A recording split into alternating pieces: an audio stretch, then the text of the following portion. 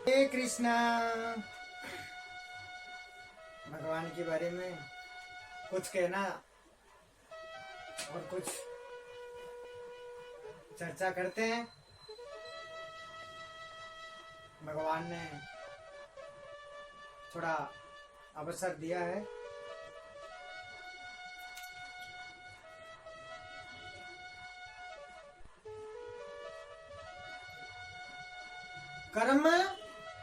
कर्म को कर्म नहीं काट सकता।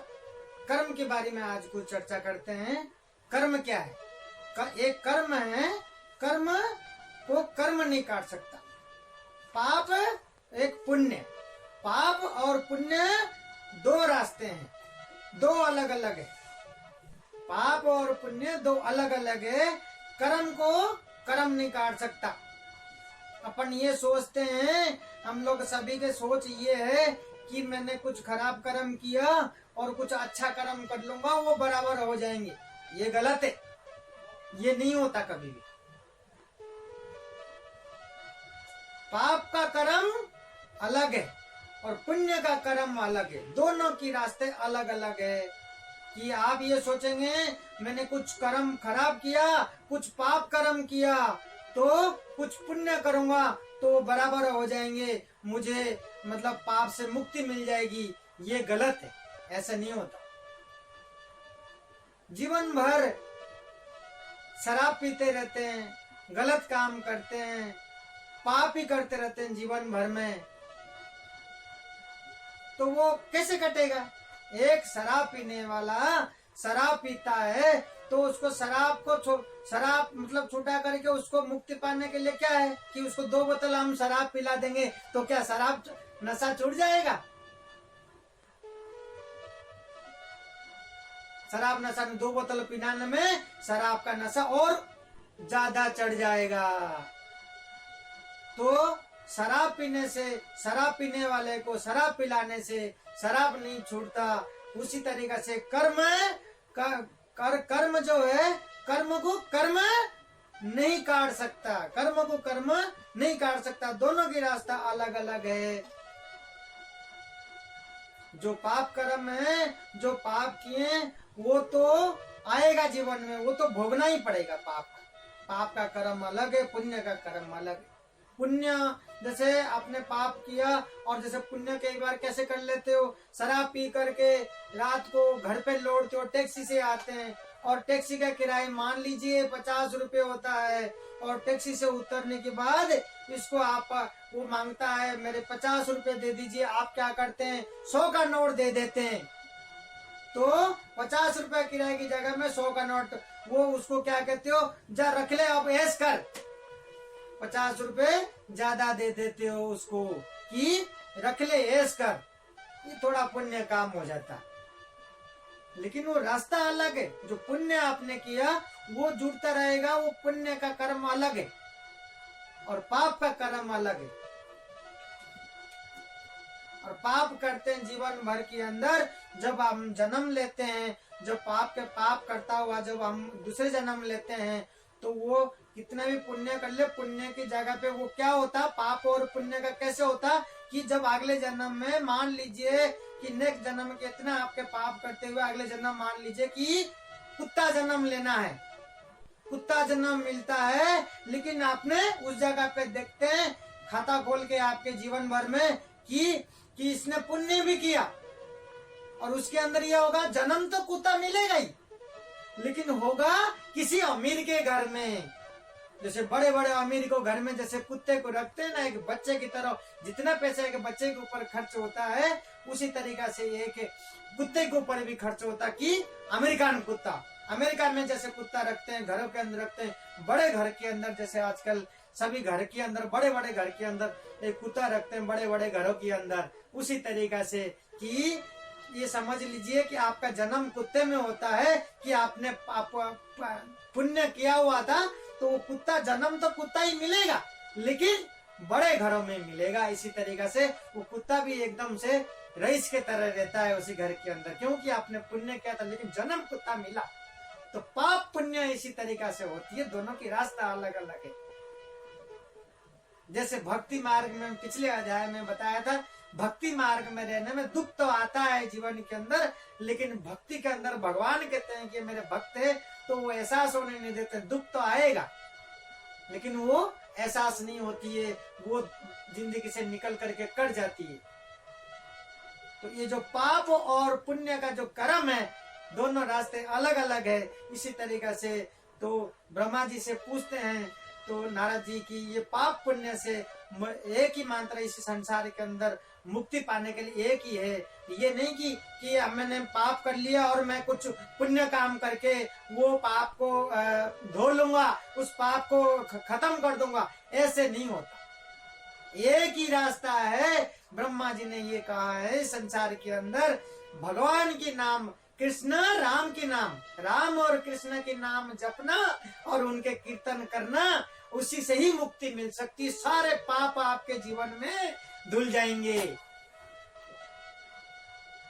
एक ही रास्ता है कि कृष्ण और राम की जब नाम लेकर के आप जीवन में जपते हैं, जब भक्ति आप जीवन में करने लगते हैं, जब आपको भक्ति प्राप्त होती है भगवान की, जब कीर्तन करने लगते हैं, सिर्फ जीवन के अंदर राम और कृष्ण के नाम लेने से, जप करने से, कीर्तन करने से, उनके भक्ति करने से पाप से मुक्ति पा सकते हैं। सिर्फ एक ही है रास्ता से,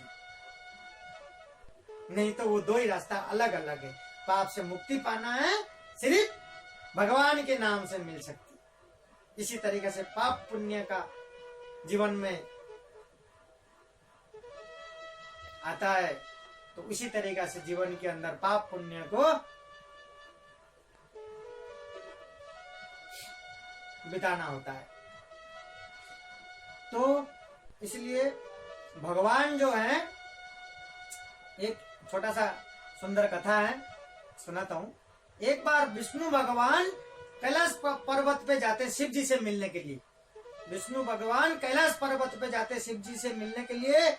जब शिव जी से मिलने जाते हैं तो पहले क्या भगवान क्या करते थे, उनके सबके एक हर भगवान के वाहन होते थे। तो विष्णु भगवान, कृष्ण जो भगवान है, उनके वाहन है गरुड़। गरुड़ पे होते हुए गरुड़ के ऊपर बैठते, गरुड़ उड़ता हुआ आसमान मार्ग में लेकर के एक जगह से दूसरी जगह पहुंचाता है।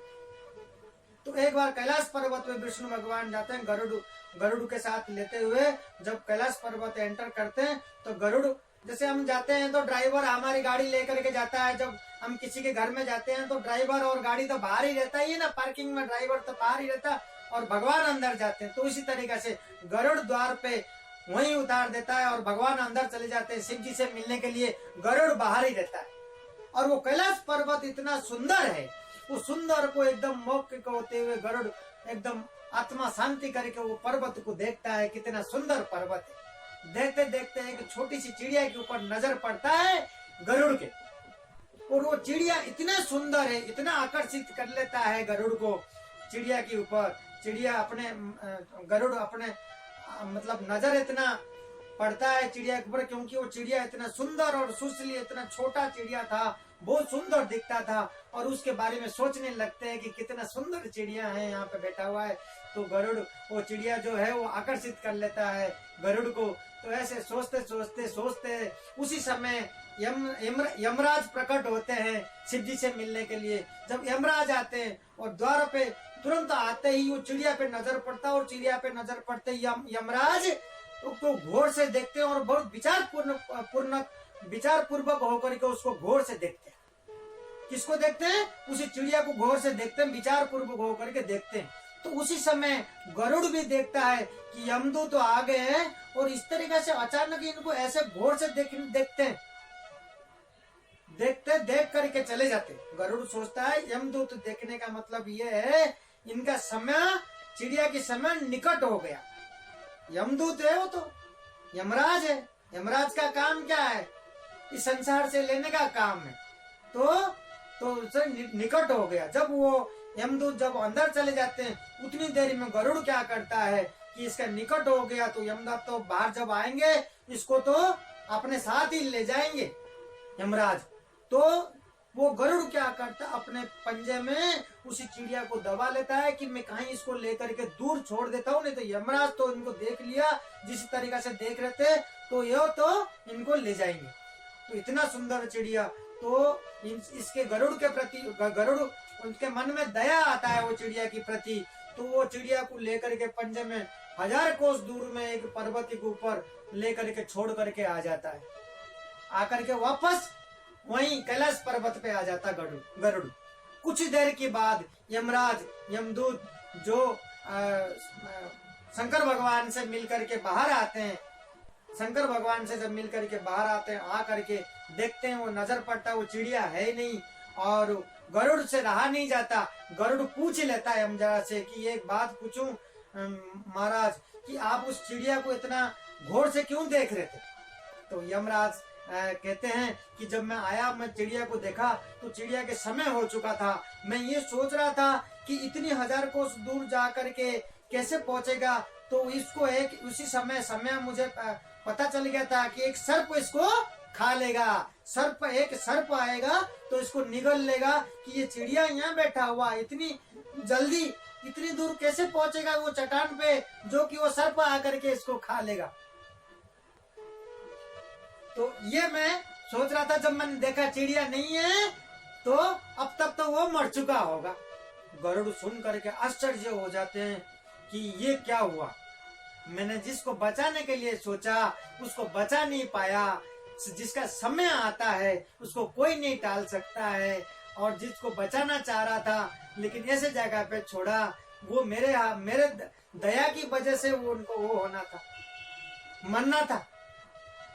लेकिन इसमें जिसको बचाना चाहा, वो जिसका समय हो गया उसको बचा नहीं सकते, किसी को कोई समय टाल नहीं सकता। तो यमदूत बोलते हैं कि आपने वहां छोड़ा है उसको, अब तक तो वो खत्म हो चुका होगा, इसीलिए मैंने उसको इस तरीका से घोर देख करके सोच रहा था।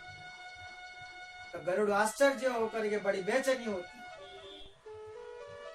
कि क्या हो गया मेरे से। फिर सोचते हैं जो समय है, जो होना है, किसी को कोई टाल ही नहीं सकता। तो इसी तरीके से अगले अध्याय में और इसी संबंध में कुछ बातें हैं जो वो सुनाऊंगा, चर्चा करेंगे। तो अगले अध्याय में बताता हूँ। हरे कृष्ण।